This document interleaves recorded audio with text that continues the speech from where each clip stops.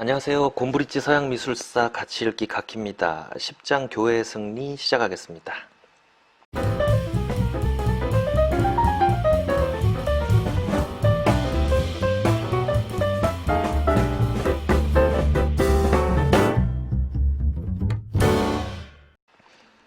자, 10장의 첫 페이지는 이렇게 시작합니다. 서유럽의 미술은 언제나 새로운 해결책과 새로운 이념을 찾아 한시도 쉬지 않았다. 자, 독일의 철학자 아르놀트 겔레는 인간은 결핍의 존재이기 때문에 행위한다 라고 말했습니다. 13세기 서유럽은 완전히 결핍의 상태였죠. 당시 대원제국이나 좀 쇠퇴하긴 하지만 그래도 비잔티움 그리고 이슬람 세계에 비해서는 거의 세계의 변방 촌구석이었죠. 그런데 이제 십자군 전쟁을 겪으면서 동쪽에 뭐가 있는지 엿보게 되죠. 그리고 이제 서유럽의 결핍은 더 절실해집니다. 그리고 움직이기 시작하죠. 그 움직임이 이제 새 길을 만들어내게 됩니다.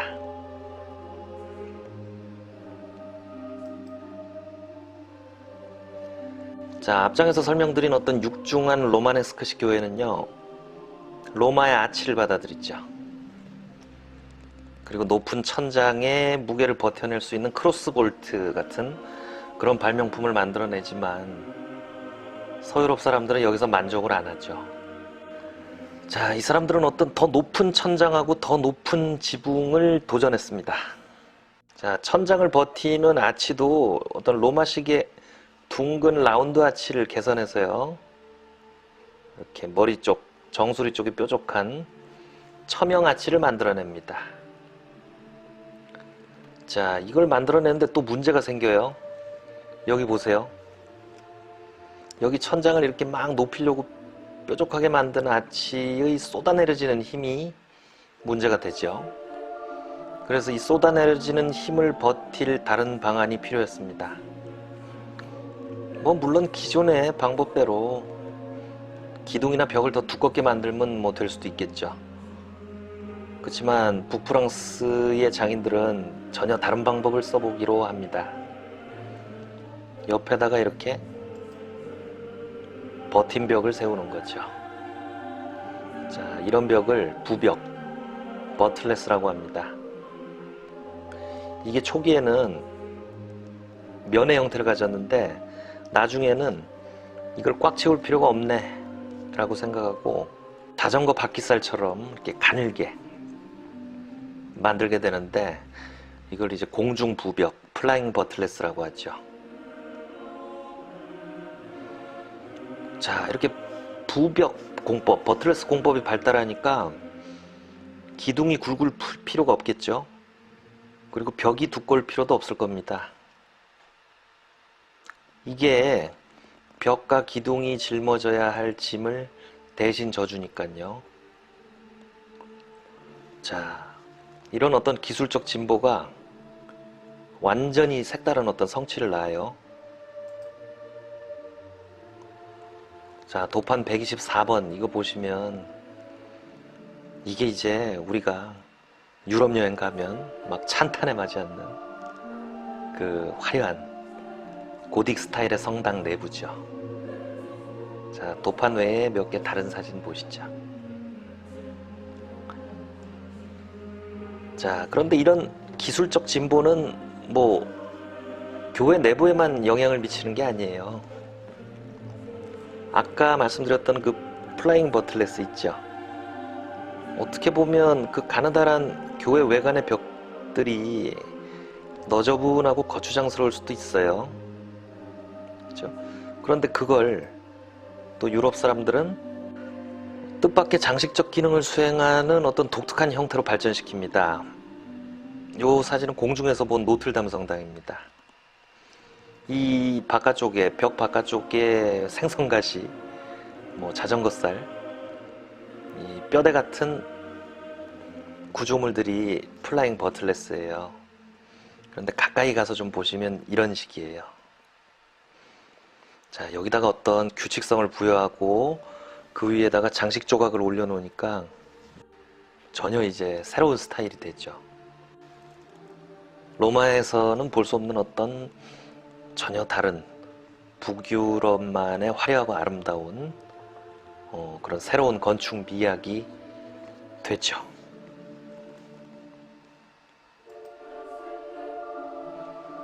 자, 다음 그 유명한 노틀담 성당의 정면이에요. 여기 처명 아치들 보이시죠? 그죠? 정수리 쪽을 이렇게 뾰족하게 만든 아치들이요. 자, 이런 처명 아치와 가느다란 기둥들이 이제 고딕의 특징이라고 앞에서 말씀드렸죠. 자, 그리고 뒤쪽에 있는 이 첨탑은 작년 4월 애석하게도 탔습니다. 저기 이제 지붕 한가운데 있는 첨탑인데 저도 몰랐는데 지붕 상당 부분이 목재로 돼 있대요. 그래서 그렇게 크게 불이 일어났고요. 뭐 거듭 안타깝고 애석한 일이죠. 뭐 우리나라 숭례문 생각도 나고 뭐 그렇습니다. 자, 이런 식으로 이제 북서유럽은 뭐 어설프게 로마식을 따라하던 이전의 로마네스크 스타일하고는 뭐 완전히 결별나죠. 그리고 자기 건축 스타일을 이뤄내는데 이걸 고딕이라고 합니다. 고딕 양식이요. 근데 이 고딕이라는 말은 원래 15세기 한 2세기 후죠. 이탈리아의 미술평론가인 조르지오 바자리라는 사람이 고트족의 스타일이라는 뜻으로 명명한 데서 유래가 됐어요. 사실 이 고딕 양식을 이룩한 프랑스 북부 사람들은 고트족도 아니에요. 고트족은 로마 바로 위에 그 북방 야만인들을 이루는 말인데 뭐 로마 입장에서 뭐 이렇게 뾰족하고 높고 뭐 앙상하고 기괴하고 근데 또 근사해 보이고 뭐 자존심 상하니까 뭐 좋다고 할 수도 없고 이런 걸 보면 뭐 만감이 교차했겠죠. 그래서 그걸 이제 좀 얕잡아서 깎아내리고픈 그런 심정으로 붙인 고트족의 스타일, 뭐죠 우리식으로 얘기하면 뭐 오랑캐 스타일이라는 이름이 나중에 이제 후대에 정식 용어로 그냥 굳어져 버린 거죠. 다음 도판 보시겠습니다. 자, 조각에서도 고딕은 로마네스크식과는 어떤 다른 모습을 보입니다. 자, 앞장에서 말씀드렸죠. 로마네스크 양식이나 초기 기독교의 인물 표현은 뭘 좀 이렇게 예쁘게 아름답게 하는데 굉장히 인색했다고요. 뭐 그때는 기술적으로 미숙한 것도 있었지만 약간 이렇게 뭐 예쁘고 아름답게 꾸미는 거에 대한 어떤 금기, 그러면 안 된다는 분위기도 강했고요. 거듭 말씀드리지만 그때는 조각의 주인공이 누구고 뭐 하고 있다 라는 그런 메시지만 정확히 전하면 그만인 그런 시대였습니다. 거기에 비해서 고딕 시대의 조각에서는 어떤 변화가 감지됩니다. 자, 이 두 사진을 한번 보시죠. 왼쪽은 앞장에서도 보셨을 겁니다. 로마네스크 양식을 대표하는 12세기 트로핌 성당의 서쪽 문을 장식한 측면 부조입니다. 오른쪽은 이제 저희가 지금 현재 주제로 다루는 13세기 샤르트르 대성당의 북쪽 현관 측면 장식입니다. 이 책에서도 있는데 조금 큰 사진으로 제가 가져와 봤어요. 자, 왼쪽부터 일단 트로핌 성당 조각부터 설명을 드리면, 자, 이 왼편의 인물은 요한이에요. 그리고 오른편은 베드로입니다. 요한은 예수의 12제자 중에 요한계시록을 썼죠. 저 들고 있는 책이 그건 것 같아요. 그러니까 이거 읽고 명심해라, 조심해라는 뜻으로 이렇게 손가락으로 딱 지칭을 하고 있고요. 그리고 베드로는 여기 손에 들고 있는 이게 열쇠예요, 큰. 그래서 이게 베드로의 상징입니다. 이게 천국의 문을 여는 열쇠라고 하죠. 그리고 이쪽 고딕 양식의 샤르트르 성당 조각은 왼쪽부터 구약에 나오는 멜기세덱, 그리고 그 다음은 앞에 아이를 이렇게 데리고 있잖아요. 이 아이가 이제 자기 아들인데 제물로 바쳐질 이삭이죠. 이삭을 데리고 있는 아브라함입니다. 그리고 가운데 있는 이 인물은 저 손에 들고 있는 게 십계명이에요. 모세고, 그리고 네 번째 있는 인물은 모세의 형이죠. 대사자 아론입니다. 그리고 끝에 있는 인물은 싸움꾼이네요. 창을 들고 있어요. 다윗입니다. 자, 어떻습니까? 일단 왼쪽의 두 인물은 바라보고 있는 방향이 같죠. 그리고 요한의 다리는 조금 이렇게 벌어져 있는 게 좀 어딘지 부자연스럽지 않나요? 예. 그리고 저는 이 요한의 손가락을 보세요. 지나치게 과장돼 있죠. 좀 이렇게 긴 검지손가락은 현실에는 없죠. 이 손가락은 계시록을 봐라 라는 그런 메시지를 강하게 갖고 있습니다. 그러니까 저거는 사실 손가락이라기보다는 그냥 화살표죠. 예, 거의. 자, 반면에 오른쪽 13세기에 접어들면 조각은 우선 어떻습니까? 다들 몸을 틀고 있어요. 그 바라보는 방향들이 다 다릅니다. 슬슬 이제 개성이라는 게 나타나죠. 그리고 옷깃의 주름도 왼편에 비해서 훨씬 자연스럽네요. 자, 이제 슬슬 고딕 시대로 접어들면서 인물을 표현하는데 메시지만 전달하는 그런 조각의 기능에서 인간적인 감정이 포함이 되기 시작합니다. 이제 슬슬 미술이 미적 기능이 강조되는 그런 시대로 넘어가는 거죠.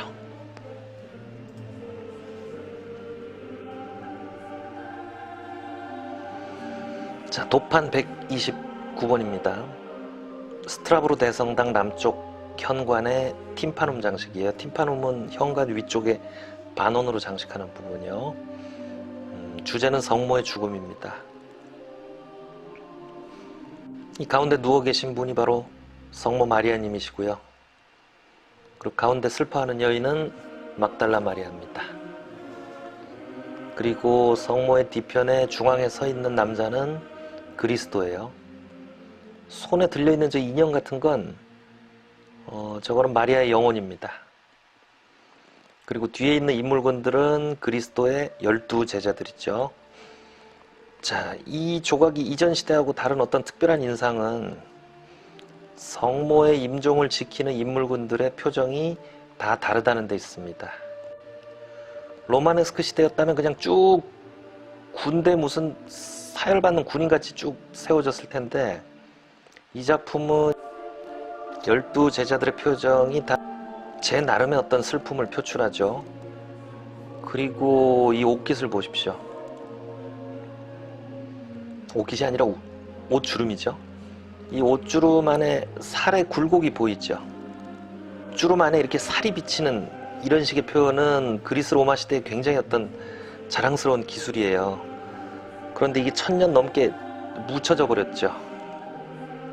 그런데 이제 13세기에 접어들면 이런 기술들이 그동안 이제 꾸준하게 그리스 로마 조각에 대한 관심을 지속해 오다가 거의 이제 재현이 된다고 할 수가 있어요. 물론 뭐 갈 길이 좀 더 있긴 하겠지만요.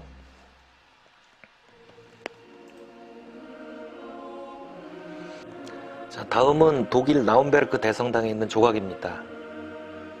뭐 이렇게 성인이나 그런 건 아니고요. 이 성당을 설립하는데 뭉칫돈을 기부했던 그런 귀족 부부의 초상 조각이죠. 자, 이 책에서는 이 뛰어난 조각에 대해서 이렇게 묘사합니다. 조각가는 당시 기사의 모습을 신빙성 있게 전달한다.